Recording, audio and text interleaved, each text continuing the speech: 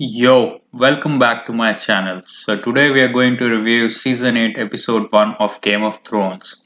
There has been a huge hype around this episode, this season. It's obviously the final season of Game of Thrones, one of the biggest successes on TV. So let's see what episode 1 had and whether it lived up to the hype it has created. First of all, spoiler warning, I'm going to talk a lot about what happened in episode 1. So if you haven't seen the episode, make sure you do watch it before watching this.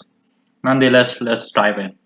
So, episode starts with Dany and Jon arriving back to Winterfell with their Dothraki army and Unsullied. Uh, when they enter, Jon mentions to Dany that Northerners don't take trust outsiders very well. There is a lot of suspicion on the faces of the people, and we see a young boy, which is kind of a repeat of season 1, where Arya was running around trying to get a glimpse of the army of Robert Baratheon and the cavalcade which was coming in. The same happens here. Like there was a young boy running around trying to see what's going on all around. So after that, Danny is looking around. Yeah, okay, I can see some suspicious faces looking at me, and then Dragon arrives. As soon as the Dragon arrives, people are odd, people are a bit frenzy. There is a bit of a frenzy around. Like, what is that? They haven't seen a dragon, and to be honest with them, like most of the people who are alive, they haven't seen a dragon at all. So this was all stories for them. But yeah, whatever. This suspicion is not limited to Dany. He speaks with Bran, he speaks with Sansa, and then introduces Dany. Sansa and Dany conversation wasn't in the most friendliest of terms, if I can put it that way, and Bran, as usual, was in his creepy way. So after that, there is a meeting where all the Northern Lords are sitting around the table, Winterfell, and there are questions raised like, Jon, what are you now? We sent you King of the North, and what you have become? Are you a lord or you are nothing? Well, Tyrion comes into bat for Jon here, and Tyrion tries to justify saying, you need allies, and we have brought the greatest army world has ever seen here. So, in a way, it's all because of Jon. Now, yeah, kind of okay. It sets the scene actually that Northerners are not trusting Danny. It's going to roll into a couple of more episodes maybe before Danny will do something to gain the trust. And that's actually a plot line if you think of it. They want to keep the suspicion that who's going to sit on the Iron Throne? Will Danny win on the Northerners or Danny will not win on the Northerners? So there is a part of the Westeros which is not happy with Danny around. Anyways, moving on. So after this, Sansa meets Tyrion alone, and there Tyrion tells her that we both have survived, so we have something. Also, the fact that Sansa mentions to him that Tyrion, you mentioned that Lannister armies will join uh, Northerners to fight against the Night King. Is it true? And if it is, who said so? So it came from Cersei, obviously, and then Sansa says, I thought you are the wisest man. And in a way, it's true because everyone knows that Cersei is not as fool to send her entire army to fight here. She will wait for people to die. Maybe she will do something, maybe she will not. Tyrion is basing his theory based on the fact that Cersei is pregnant now. Now, after that, actually, Jon and Arya meet, which is the moment everyone was waiting for. They share their swords. Arya shows Needle, which Jon is happy that she still has it after such a long time. And it's actually, after season 1, they are meeting for the first time, and Arya was the only one within the entire family of Starks who liked Jon a lot. So that's a kind of emotional moment. Moving on from that, Arya John mentions that about Sansa, and he was surprised to see that Arya is justifying Sansa. Arya mentions that I'm defending the family, so is Sansa, and reminds John that you are family as well. So don't forget that. And it's kind of playing on the same lines that hey, you got Danny here, what's going on? Are you still a Stark or you have something else in mind? Back into the King's Landing, there Golden Company arrives. Cersei is happy, but not entirely, to be honest. She's not happy that elephants haven't come along with the Golden Company, which the captain of the Golden Company mentions that they don't travel good for long distances. In parallel, Yara is freed by Theon and they sail towards the Iron Islands, where Theon mentions that, hey, I want to fight along with the Starks, and Yara lets him go. Okay, fine. Euron, on the other hand, is trying to claim the prize for himself from bringing the Golden Company and obviously what he has done in the previous seasons. In a way, in his own creepy style, he wants to get closer to Cersei. Cersei is not allowing them, but Cersei changes her mind and then allows Euron into the bed. I think it's again one more game from Cersei because she's pregnant, and when in previous seasons Jamie questioned what you will tell people that whose child you are carrying, and I think Cersei is playing along those lines that maybe she can show that it's actually the child of Euron, not of Jamie. But let's see.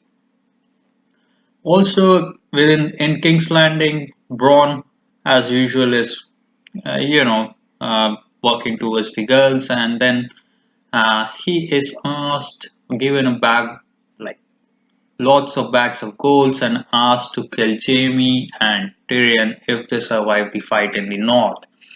Bronn is surprised, but then he's happy to get the gold. Uh, it's unclear if whether Bronn will actually kill the boys because he kind of likes them and he knows that Cersei is not true to her words. So even if he has the gold, it may happen that Cersei will find a way to, stab him back. So it's yet to be seen whether he will play along the lines of Cersei. But it's also a very interesting point that despite all the possible people around, and she could have picked someone from the Golden Company, but they decided to go ahead and pick Braun. So, in a way, there is more to it than it meets the eye, but we will see. We will see. Moving ahead, then obviously in the north, the conversations whether Danny will be loyal to the Northerners and whether John is loyal. There is a bit of arguments going on here and there. John and Danny are moving around, and then comes the moment which a lot of people have been waiting for. So Danny is informed that dragons are not eating well. She, along with the John, goes up to the dragons and it's they present it in a quite funny way that John gets his first ride on the dragon. So John boards the regal, they and flies away. Danny follows him. They go onto a mountain and beautiful falls, which a bit surprising because there haven't been any falls around. But okay, well, yeah, whatever. There, John and Danny are kissing, and then you see Drogon looking at them, which is creepy, which is funny as well. There are a lot of theories going around at this scene that people have different views. Hey, Drogon is angry. I think it was quite funny. It looked like Drogon is smiling at them. And there is also a theory that dragons know a lot more about what will happen. Dragons already know Jon is a Targaryen. That's why they allow him close. That's why Jon was able to board or get on Regal and fly. Anyways, this moment has confirmed that Jon is definitely a Targaryen, which was obviously confirmed in previous season as well. But hope so that there are more tongues which start thinking around the same direction. Tyrion, Sir Davos, and Varys are seen looking at Jon when he rides Rhaegal. A bit surprised, but yeah, it's fine. Let's get on from it. Uh, so what else happened? What else happened in this episode is quite interesting because it's all about reunions. A lot of people are meeting, like Arya meets the Hound again. Arya meets the Gendry. Ask him to build a spear which has a handle which can be removed, and kind of looks like she wants a handle which can be hooked to needle as well as to a spear of dragon glass to fight along Jon and everyone when the Night King arrives. She is quite excited for the fight. Let's see if that happens because we know from the premiere, I shouldn't say premiere actually, we know from the clips which were sent out that yeah, she's running scared at some moment, potentially in episode 3 or episode 2 or episode 3. So let's see how it goes. When John comes back from his ride, Sansa confronts him that did you bend the knee to actually save the North, or it's just for the love of Dany? This conversation does not end, and it's actually they move on to the next scene. So we will see about it. It's just playing around the lines that in coming episodes there will be some arguments between Jon and Dany. I don't know how Dany is going to take when she will find out that Jon is actually a Targaryen, not a Stark, and whether she will trust him going forward. We will see all these things. Obviously, she will, but still there could be some interesting scenes around it. Now, Danny meets Samuel, and she actually tells him that she burned his father and brother. Sam is okay. He's sad. Obviously, he takes it in a way how a person will take it in front of a king. He moves out to find creepy Bran sitting outside, which okay. Anyways, all-knowing Bran tells him, "Hey, it's time to tell Jon about his parents." So Sam tells Bran that you are his brother. Maybe you should tell him. But Bran tells that Sam, uh, Jon trusts you more than anyone else, so you should be the person who should tell this. So Sam goes into the crypts of Winterfell where Jon was downstairs, close to Lyanna, and there Sam actually confronts Jon, saying, "Did you know Dany killed my brother and dad?" And Jon says, "Yeah, I didn't know about that, but it's fine because she has to. She's a queen now." And there Sam snaps him back, "But you are a king, not just in the north. You are the king. You are heir to Iron Throne." Jon is a bit surprised by that, as expected. Then Sam explains.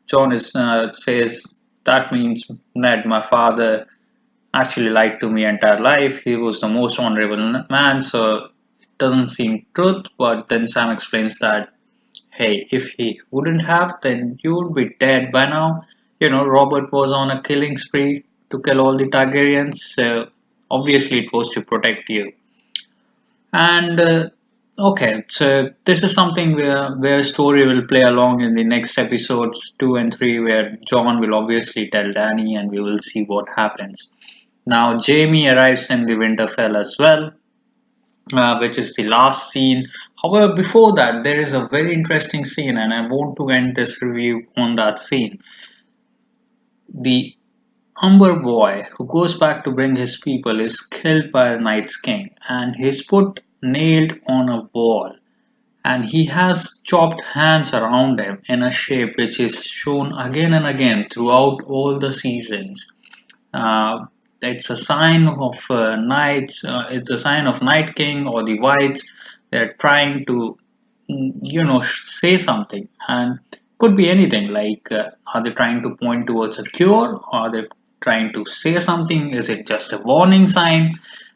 That's very interesting because it's the same sign when Children of the Forest created Night King. So, why this sign keeps on repeating in itself? There are various theories which we will drill down in another video what this sign actually means. I think it's the same sign which was found even in the caves uh, at Dragonstone.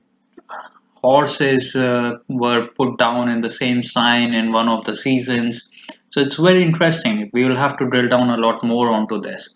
But watch out for this section, and if you haven't subscribed to my channel, please subscribe. We will talk soon on Game of Thrones. Bye bye.